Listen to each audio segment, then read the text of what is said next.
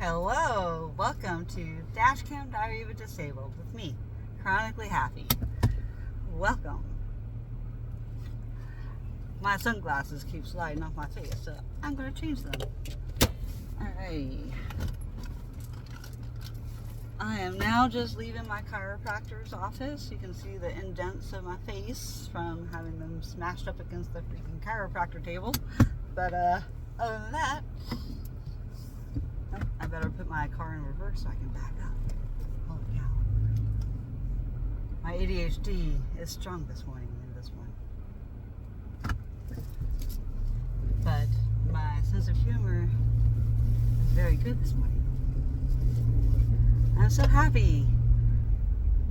I finally don't have to spend another day in the flipping ER. I spent the last 2 days 9 hours in the emergency room. Monday I spent 4 hours. Yesterday I beat it with 5. So all because I got a nurse practitioner as my treating ER doctor. I have learned from my experiences with nurse practitioners that they are very opinionated, and they also think they know everything. They don't. Nobody does. I don't care what kind of doctor you are. Nobody knows everything. Although I know my body for the last 45 years. And I know when something ain't right. And well, this ain't right. My body is under a lot of inflammation right now. I have a virus or a bacterial infection eating away on my spinal nerves right now. And my entire body hurts.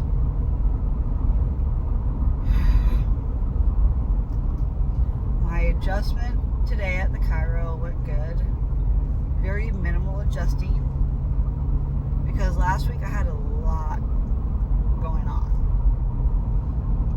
So at least today my left short leg was under half an inch.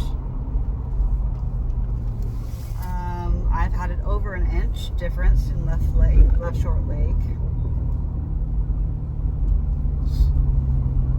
I've had my right leg shorter than the left. Very rarely, but it does happen. Thanks, EDS.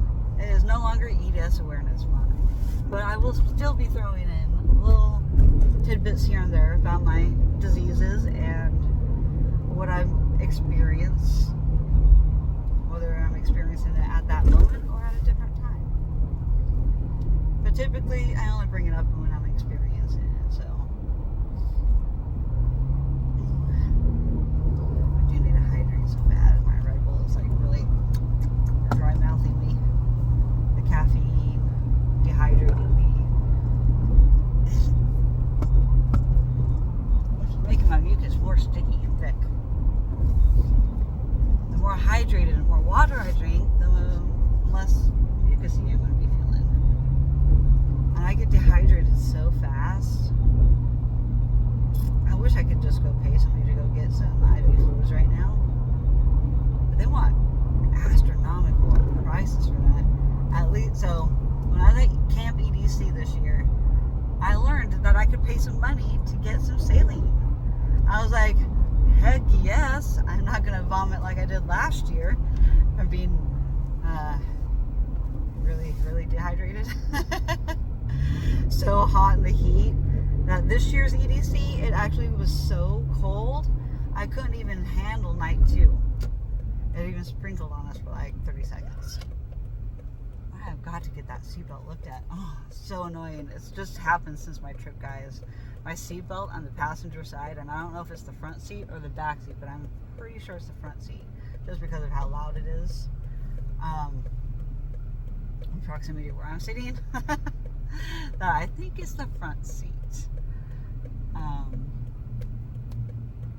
But it's going like it's like being like, something rolling back onto its spool really fast.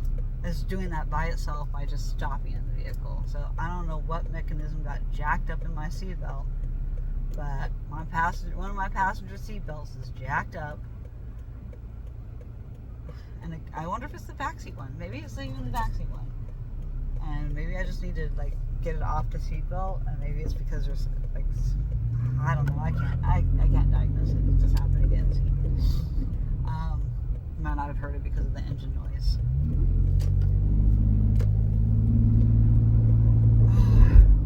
So it was $125 to just get some saline with nothing extra added into it. But you could add extras into it. You could add like vitamin B, C, D even, I think.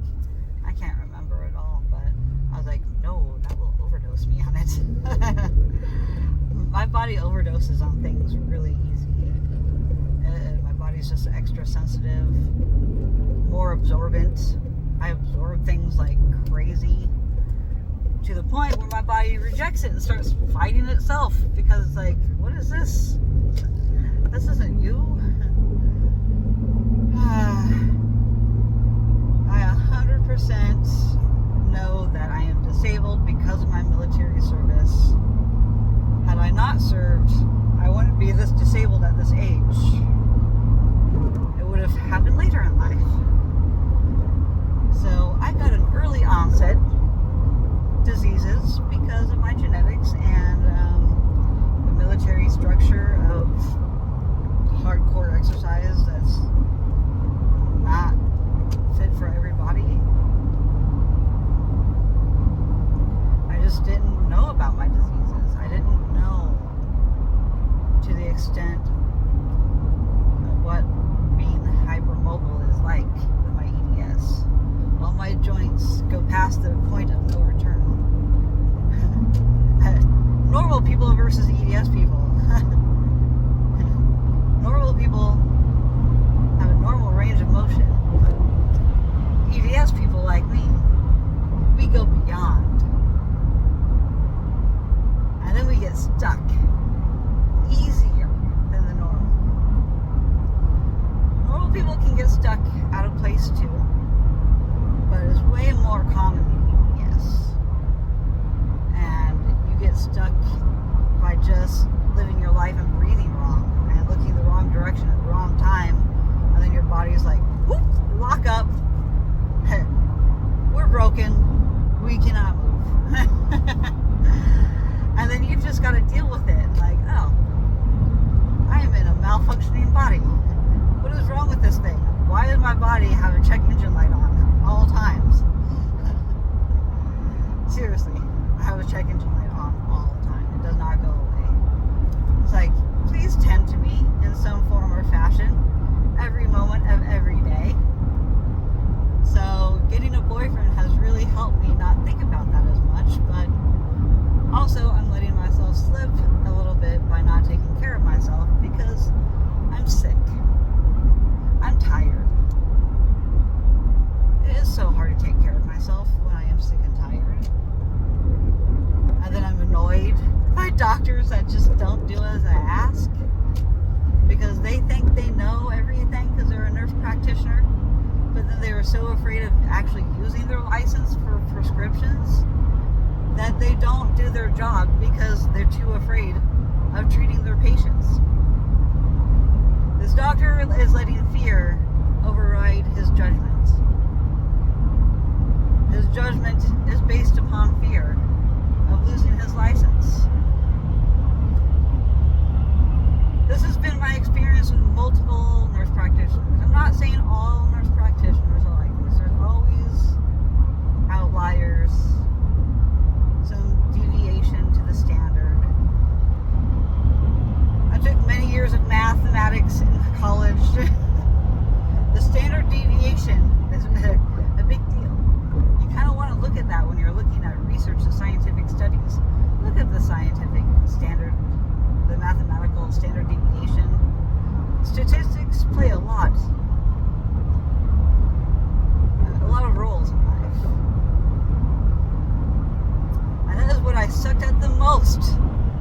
making a decision about what kind of mathematics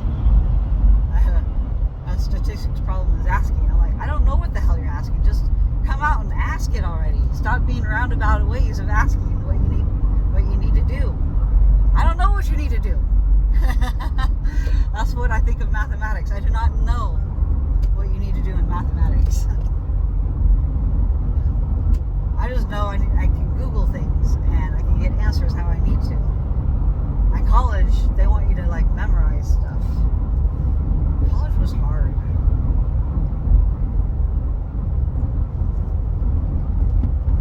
Maybe I can still convince my boyfriend to go back to college someday, but I totally understand that there are not college type people.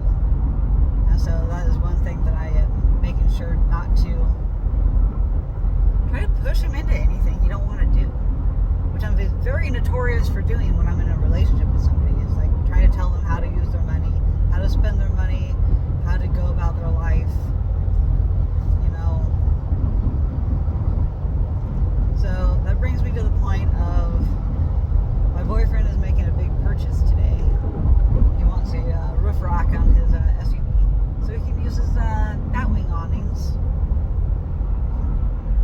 that I was bragging about I had in my trailer. And he's like, oh, the E-wing blah blah blah blah blah blah. I'm like, shit.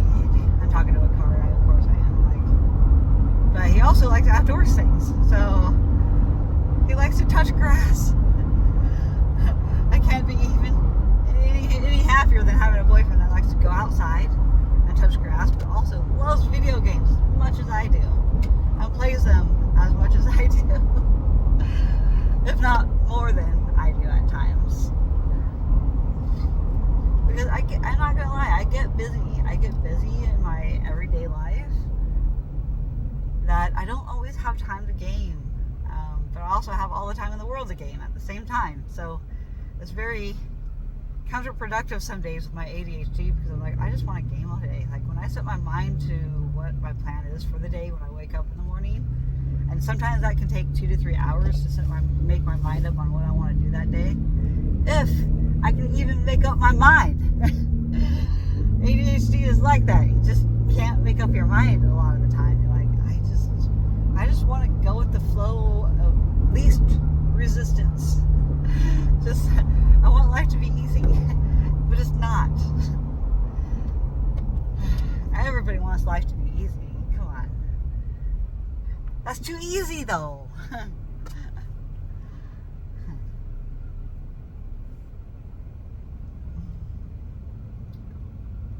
So, my story about my boyfriend, he's like, kind of like arguing with himself already.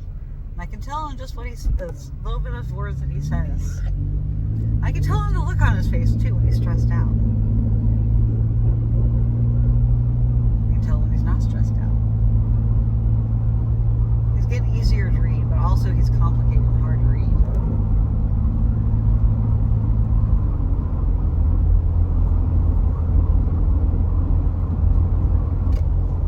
I catch him like dazing off into the distance at times. I'm like, a little dissociation, huh? I got it too. I've learned what that is. I know the look of dissociation when I see it. I see my mom, my dad. I get it, you know, we all dissociate at times because our brains can only process so fast, so much. And when your brain is overstimulated, it blanks out. It needs a moment of peace, of mind, of nothing, of nothingness. With ADHD, it doesn't get quiet very often. But I do get those moments.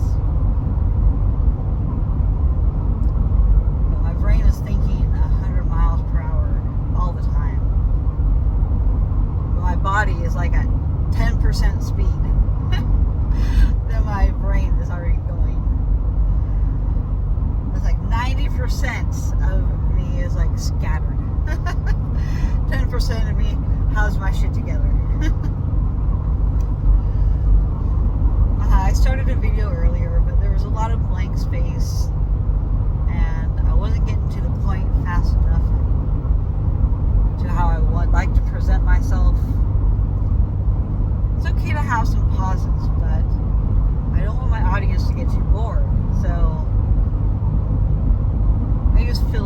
I have like, just, like, we all have our speech patterns. And mine changes a lot because of my ADHD. Because my mind is, like I said, 100 miles per hour.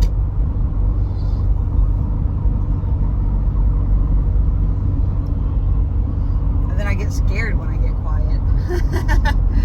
Because I'm like, I can't make up my mind on what I want. The indecisiveness is what drives my own self nuts. I wish I could just automatically have an answer. I don't. Who has all the answers here? Please put your hand up in the comment section if you have all the answers, please. Because then I want to ask questions.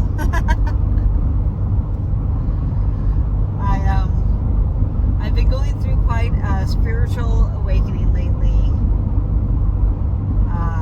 I go through phases in my life where I touch on it and I start to try and awaken myself and rebirth myself into a newer understanding of the world and myself. So I'm only going to put this out there only a little bit. I am going to be doing some past life regression. I've been dying to talk about this so much, but I am keeping a lot of this to myself. It's a private matter. It's about growing my own spirituality, and I really want to learn more about reincarnation and that kind of stuff. I like my meditation and breath work, but I'm going to start getting into energy work and really opening myself up to my full potential. But I'm not going to let you enter my video. No, thank you. Leave a message, like everybody else. I'll get back to you momentarily. Thank you. That is what my voicemail message should say. Thank you for the voicemail. Please, let me know what you want. Otherwise, I will not call you back. Thank you. I'll get back to you momentarily.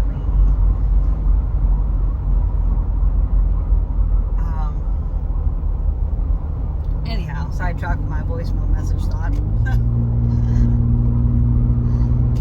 I am still processing everything that I've learned about myself up to this point. From what I do know, and I'm learning, and I will continue to learn and grow. Because I feel like I have a higher path in this life.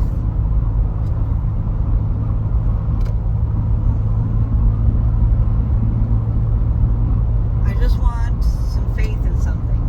Everybody needs faith in something in life, whether it's faith in yourself, faith in religion, faith in financial security, faith in relationships, faith, we all need to have beliefs, morals. We all have our own code that we go by. You are allowed to rewrite your code. Nothing is set in stone. So we are what we make our lives to be, and our choices in life.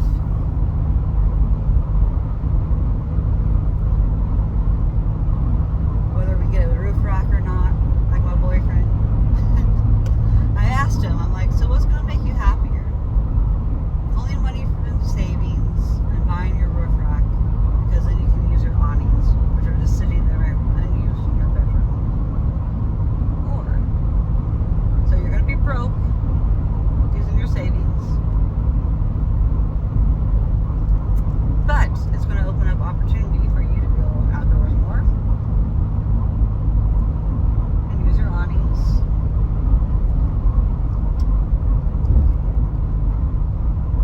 He's always looking for a good deal. And I don't blame him. We all should be.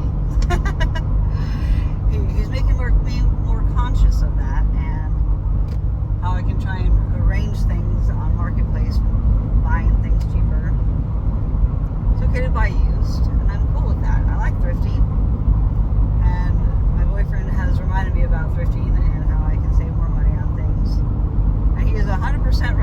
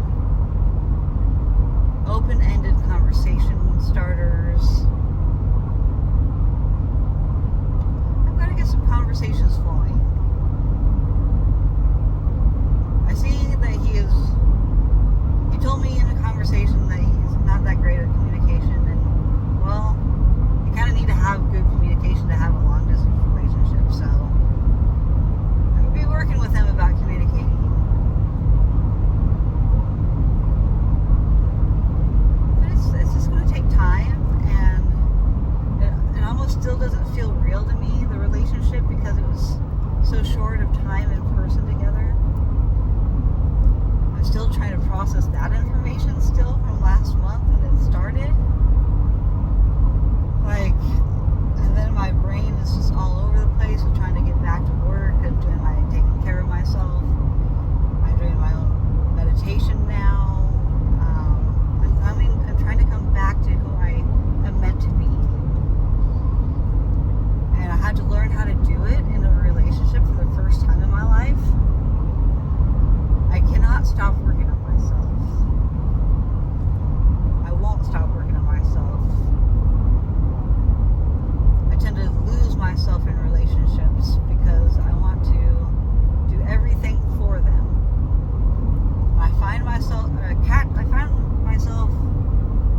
by catching myself doing or thinking a certain pattern, but I feel like something is being lifted from me right now, and I feel like I can finally start to fully transcend my spiritual journey at this point in my life right now. And it's a time of big changes, large changes, like in my health, in my love interests, in my financial situation. Like, I'm still getting used to where I'm at right now, whereas I'm still stuck in parts of my past. And I believe in my spiritual journey that this past life regression is going to be a game changer. It's going to let me know more about what I need to learn and who I want to become. Everything happens for a reason when it's meant to happen, and I feel like this calling right now has happened for a reason. As I started a relationship, so I could learn how to be in a relationship and still heal myself and be who I want to be without changing for somebody else, without doing stuff for them to make me feel like a mother instead of a partner. So when my boyfriend brought up this big purchase, typically, I would be like, I'd try to be a little selfish and be like, why don't you save your money to come visit me? It's too early in the relationship to mention something like that. One, it's really new. It's a month old. Come on. Like, we're only a month in. There's plenty of time. And I'm just trying to figure out what is the balance of enough attention for somebody long distance. And I've been in multiple long distance relationships. But I also don't want him to feel like he's always the first person reaching out. I do tend to forget to reach out first. It's not because I'm not into him. I am very into him. I'm just trying to figure out what else we have in common together. Besides several interests and hobbies. But we need to be able to communicate more. And I feel like it'll get better with time. I'm learning what his love language is, but I almost think his are acts of affection. I think that's what his love language is. Which is kind of like mine, so I feel like we may be aligned in the love language area. But I'm also a poor communicator. And I hope that both of our poor communication skills will become better because of each other. And so learning how to be more mindful of each other's, where they're at in their life, and their spiritual and financial and everything in their life. Like, trying to learn how we can meld it together. We're going to see how we can fit a relationship in. I get overwhelmed very easily by feeling like I am being pulled every direction except for the direction that I need to be going. So I have felt like a lot of friendships and or romantic partners have deterred me from my path of calling in some way, because I just fall for that person so fast. I'm trying to do it slow this time. I'm trying to take it slow and not say the L word too fast, even though he slipped up and said it already the very last day that I was there in person. It hasn't slipped up since, but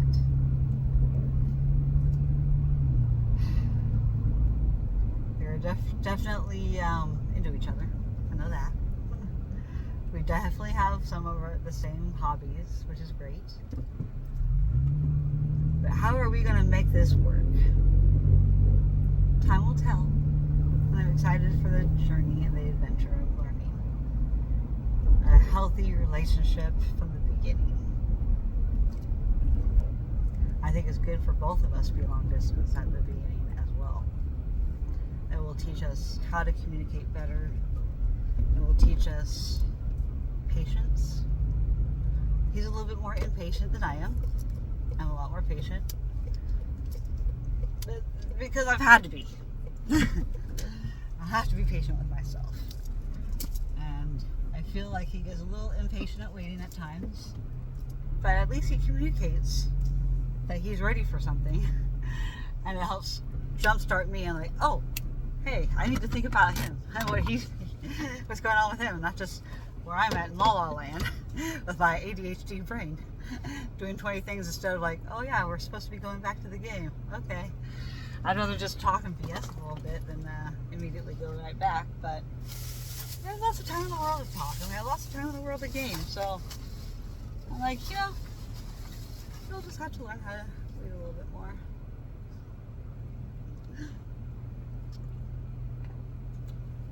But I'm learning to be quicker. So I feel like that is a good yin-yang balance. I think that's motivational for me. Sometimes it goes against that person and it demotivates me. But for whatever reason, there's something in my brain that clicks when it's him. There's something about him that tells me that there's more to this than we both know. I was drawn to him from the beginning. I don't know why. I told him right off the bat when I hugged him, when I first saw him, I'm like, hi, you're one of my favorite people I've been wanting to meet. Like, that was how I introduced myself to him. Like, you're one of my favorite people, huh? Intrigued me, and I just want to get to know you. And the way he was so kind and caring, and the fact that he does think of other people's feelings. I'm just so not used to that in a man. Those are the things that hook me about him, is his kindness and his motivation to help me. He thinks I deserve to be treated better, and that's what really matters to me, is actually feeling that. And he makes me feel wanted, whereas I haven't felt wanted by that many people in so long.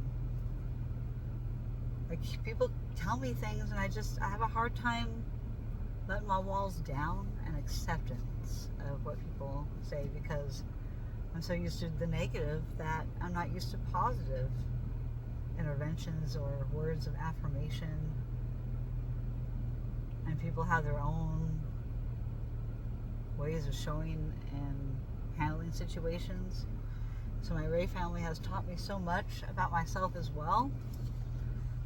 And I thought about leaving them at some point. But I'm glad I haven't. And I'm glad that our Ray family gets to see our relationship from the beginning. I think it's a beautiful thing. And I'm so excited to see the journey and where it's going to take me and what it's going to do for me in my future going forward. I feel like my life lessons need to be in love,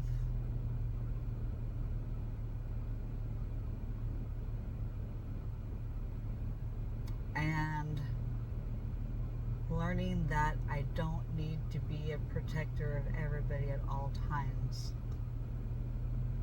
I need to allow people to be who they are and not try to boss them into what I want them to do, which has been a lot of my MO for a long time, is trying to take control of my own life by trying to tell people how to live theirs.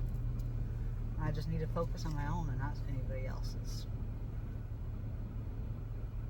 And it has taught me how I could be a better girlfriend and a better friend to others.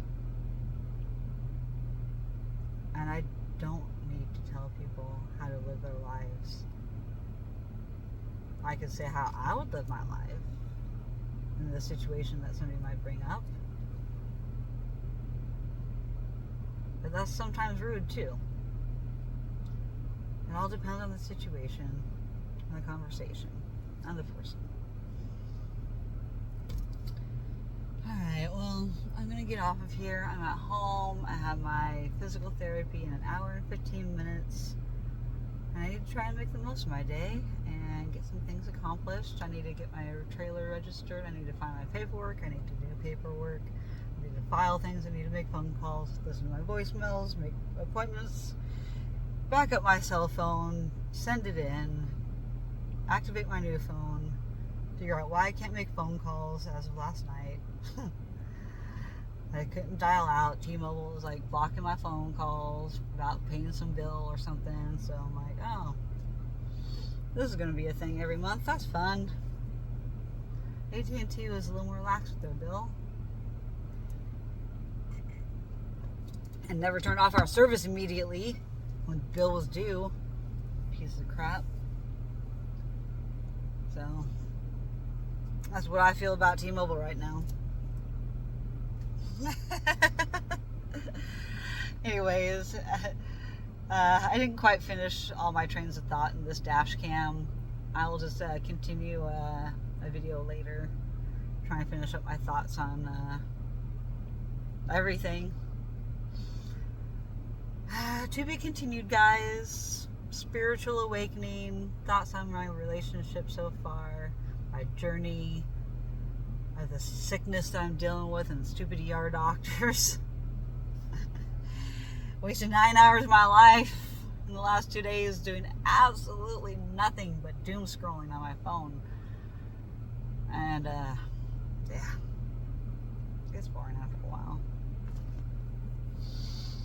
But when your brain's trying to process a lot of stuff and deal with a lot of things, it just takes time. I got a lot of things to process still. I'll work on and figure out. My life is not all together. I'm not trying to pretend to be. And it's definitely okay to not be okay. But I'm definitely happy. And the happiest I've been in a very, very long time. I just don't know how to feel with the happy feelings now. I'm so used to feeling off and just out of place and figuring out what is my true calling. And I know I can access it. I just have to get there. And now I know how to get there. And so I'm very excited for my future, my awakening, transcending into, like I said, who I'm intended to be on this planet. My purpose. I feel like I know what my purpose is now. And I know what I need to get rid of it. So, look up stuff on past life regression because it's very intriguing. I know it's new agey. I know it's out there. I know not everybody's going to believe in that. But it's fascinating to me. I like thinking that anything is possible in life. And you can make anything happen that you want to. You just gotta do it. Just do it. Just do it. I'm not Nike. I have no affiliation with Nike. Alright guys, I love you all. I'll talk with you later. Bye. Peace out.